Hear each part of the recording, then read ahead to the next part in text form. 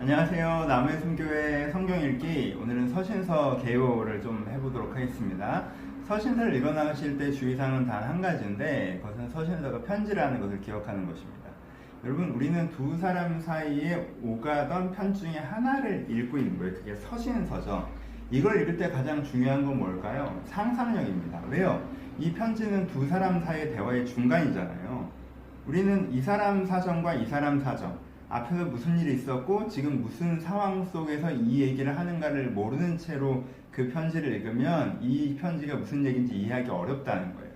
이 편지는 대화의 중간이기 때문에 맥락이 다른 어떤 책보다 중요합니다. 그래서 상상하면서 읽으셔야 돼요. 아, 이런 얘기를 하는 거 보니까 아마 이런 일이 있었나 보다. 이런 식의 반응을 보이는 것 같으니까 아마 이런 관계였나 보지? 라고 상상하면서 읽으시는 게 서신서를 읽으시는데 가장 중요합니다. 서신서를 읽을 때 가장 많은 오해들은 서신을 잠언처럼 생각하기 때문에 그래요. 어떤 구절을 되게 보편타당한 구절을 생각하고 읽으시면 이해 안 되는 구절들이 있고, 왜 이렇게 얘기하지? 여성을 폄하하는 것 같은 표현이라든가 어떤 뭐 또 다른 것들이 있기 때문에 그런 것들을 오해하실 수가 있단 말이에요. 그래서 맥락을 아시는 게 되게 중요해요. 성경이라는 경전의 특징은 되게 다양한 장르로 이루어져 있다는 거예요. 되게 많은 경전들은 잠언 장르입니다. 언제 읽어도 보편타당하게 누구나 이해할 수 있는 진리, 이런 걸 적어놨죠. 하지만 성경은 시도 있고요, 역사도 있고요, 그리고 어떤 교리서도 있고 설교집도 있고 또 편지도 있다는 거예요. 어떤 장르인가를 이해하고 읽을 때 그 본문의 의미를 가장 정확하게 이해할 수가 있습니다. 바울의 서신의 예를 들어볼까요? 이제 우리는 바울 서신들을 읽어야 되니까 바울 서신을 읽으면 이제 바울을 좀 이해를 해야겠죠. 바울은요, 순회 전도 사역을 했습니다.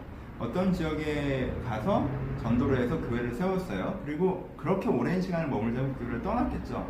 그러면 이 교회에 어떻게 되겠어요? 오래 있지 않고 떠났으니까 미처 다 가르치지 못했잖아요. 그러면 이 교회에 어떤 문제가 생기겠죠. 그럼 바울이 떠난 다음에도 편지를 써서 야, 그건 그게 아니야 라고 설명해 줄 때가 있는 거고, 꼭 문제가 안 생겼어도 바울이 떠난 다음에 아, 이건 좀 미진한 부분 내가 못 가르쳤는데 야, 사실 이건 이런 거란다 라고 설명해 주는 부분도 있을 거고, 또 이 편지라고 했죠. 관계적인 거란 말이에요. 이 교회가 바울의 가르침에 대해서 다른 사람 얘기를 듣고 바울을 불신하거나 바울의 가르침에 대해서 의심하거나 이런 때도 있었거든요. 그때는 왜 나에 대해서 의심하고 나의 가르침을 불신하니? 나는 사실 이렇게 믿을 만한 사람이야 라고 자기 관계성, 자기 자신을 설명하는 편지도 있고, 이런 식으로 편지가 이어진다는 거죠. 그러니까 서신서를 읽을 때는 아, 이걸 읽어보니까 이 교회에 어떤 이슈가 있었나 보다.